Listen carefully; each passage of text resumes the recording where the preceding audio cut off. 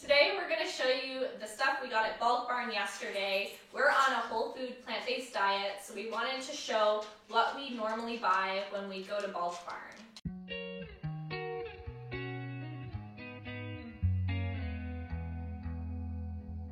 Hi, I'm Arvin. And I'm Megan from arvinandmegancreate.com. We make videos on gardening, plant-based recipes, and living a more sustainable life. Today we're going to take you through the Bulk Barn trip that we did yesterday. We are on a whole food plant-based diet. These are some of the things that we get every few months at Bulk Barn to stock up our pantry. So let's get the bag. Okay, we got it. The one thing that's a little unfortunate about Bulk Barn right now during these pandemic times is that they don't let you bring your jars in, which is a little sad because then we have to get bags.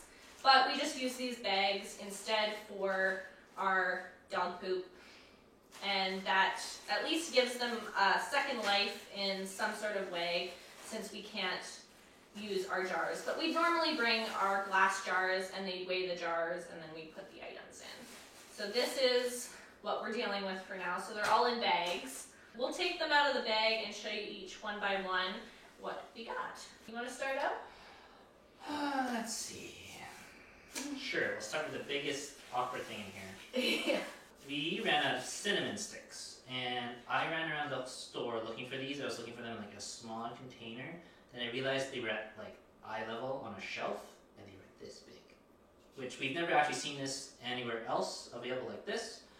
But it will, I think, save us some money because these are on sale, probably because no one wants them. We use these in our soups. We like making pho. We made it the other day. That's why we ended up needing more. We make pho a lot.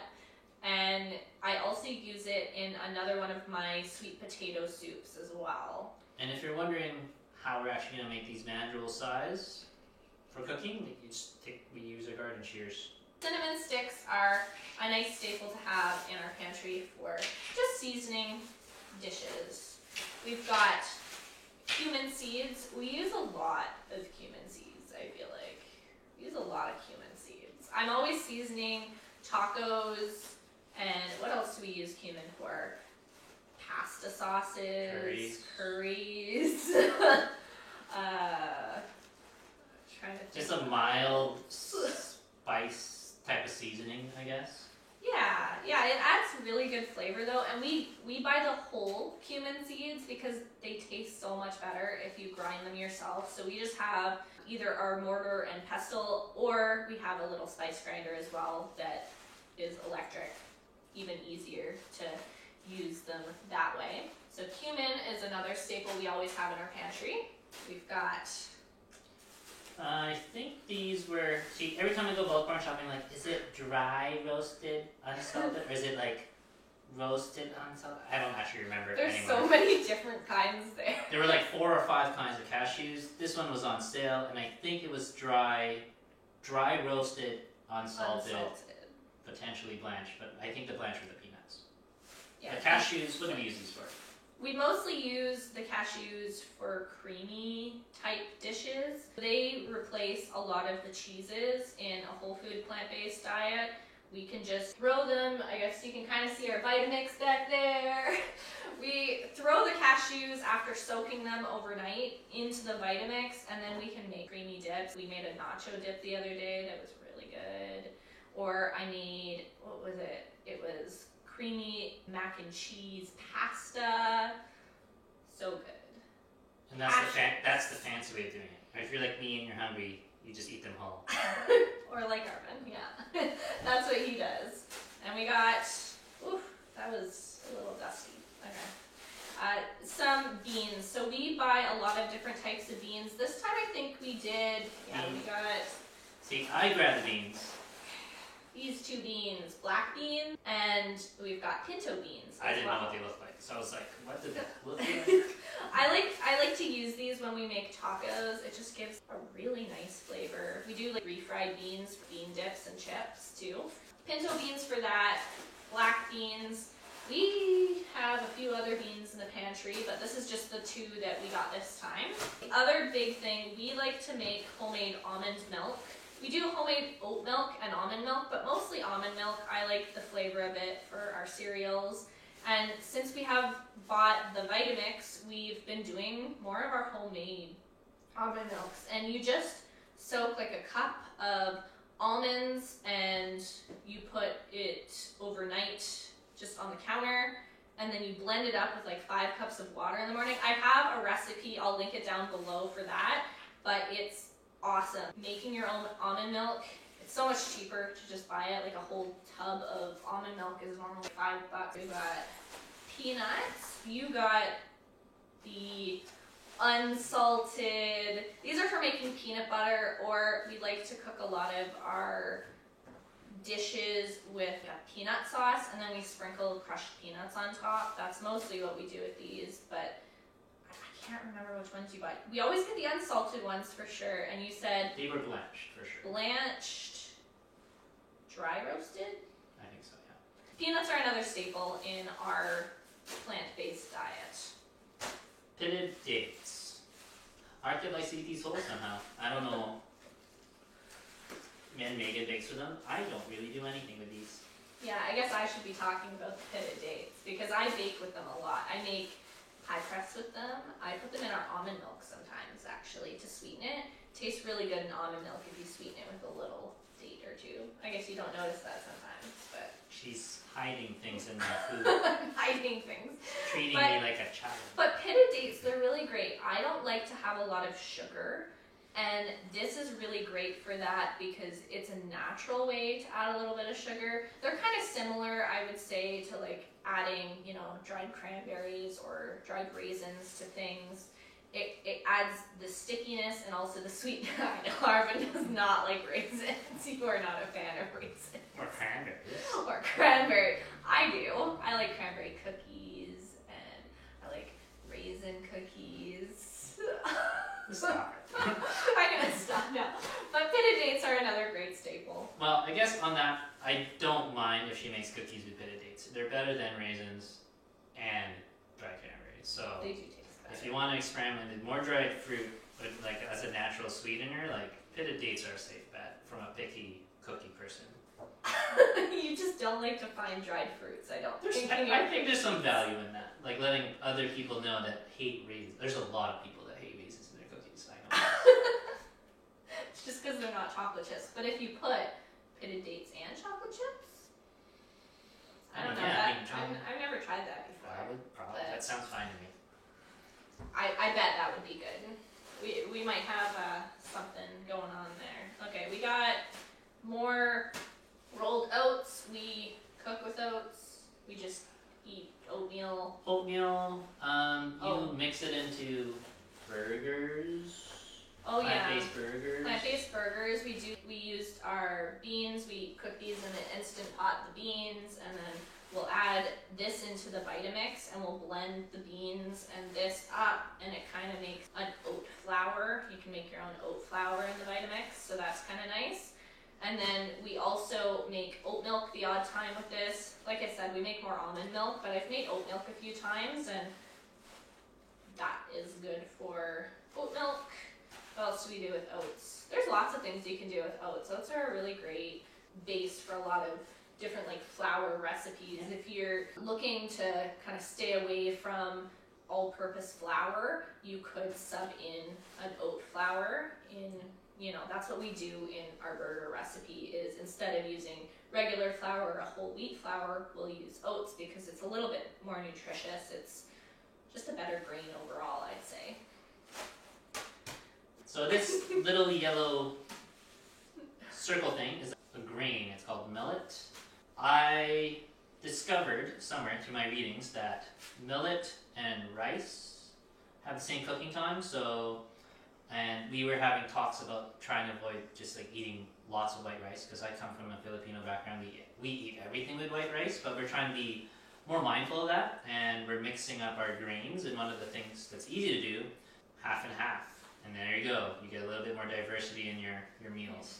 And you do the same with like the quinoa. A lot of the times we mix we bought a big bag of quinoa as well, and we'll mix the quinoa, the millet, and then white or brown rice, and that just makes it so much more diverse, and I feel like you just get more texture and flavors within your dish, because I think the quinoa kind of adds almost like a nuttiness to it sometimes, and the millet has more of that earthy taste, and then you've got the typical rice flavor. Yeah, I mean, rice, you get that like fluffy white rice, and sometimes that's all you want. But I do find that when you do the mixed greens, you get more texture in your meal. More texture, yeah, for sure. These are superior greens nutritionally, at least when you're thinking about the protein content and like the vitamins and minerals. White rice is kind of very inferior. Nutrient deficient. It's been processed a little too much. And mixing it in a mixed green kind of way helps us offset kind of like the cost of eating just a pure quinoa type recipe. Totally, because this is quinoa's much more expensive than white rice. What do we got? Quinoa is $13.91, which is actually really expensive when you consider it's a grain, but it does have more nutrition, more protein. And I'm pretty sure this quinoa was on sale, so it could be more than that. Yeah, exactly. So mixing all of them together and adding kind of, a cheaper brown rice or white rice, it just makes it more cost effective, especially when we're feeding a family too. Like we have a budget every month of $500 for groceries, so this needs to go far. We need to be able to feed our family all month with this.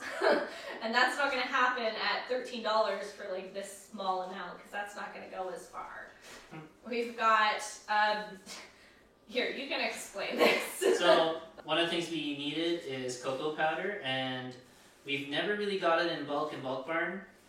This looks like the regular stuff you get at a store. It's like similar color, but I was surprised it had a really red looking cocoa powder and a really black looking cocoa powder, and and those were the first two I saw. I'm like, honey, like, what are we buying? Like, this is really red and that's really black, and it doesn't look like cocoa powder to me. I'll show you the one that we normally. This is the one we normally get. It's the Camino Organic cocoa powder, and we like supporting this company because they're fair trade and all the good stuff, but it does get really expensive, especially when it's not on sale. So I was, let's at least try to find something at Bulk Barn that's decent for the days that we just can't afford it. We can't afford to always support fair trade, vegan companies that say they're specifically vegan. We don't know the practices behind all of these items, but it's what we have where we live, and we try our best. Anyway, cocoa powder. Okay. Be careful. It's spelled. Wrong. What? Looks a lot like spelt though. Put it down. Oh right, they didn't have any spelt. This is there is a hole. I should put it down before I start flapping it around again. This is actually bread flour. So we bought more bread flour for making. Specific kind of bread flour. Oh yeah, we ended up getting the whole wheat bread flour. You can get like a all-purpose white flour as well, but we like to make our sourdoughs with it. And what else? You've made pasta with it before. Bread flour, isn't it? I think some recipes I've tried with noodles require bread flour, because it's something about like the higher protein content helps like the texture and the chewiness, but I haven't made pasta in a long time, so I don't know. I guess I've been making the pasta, but I did use bread flour for the last pasta that I did make. Just saying. Being honest, I haven't cooked anything in a while. I know. I do most of the cooking in the house, but when you have made pasta, this is when it is. I will give you the cost of everything now. So between all of this stuff, I guess we did buy that extra jar we talked about. I'll show you. We liked having these big jars. We haven't been able to actually find any like giant jars like this at like thrift shops and stuff. So we've just bought these bigger ones. But with this, so this was a $20 jar. No, okay. $18.39. $18.39 for this jar.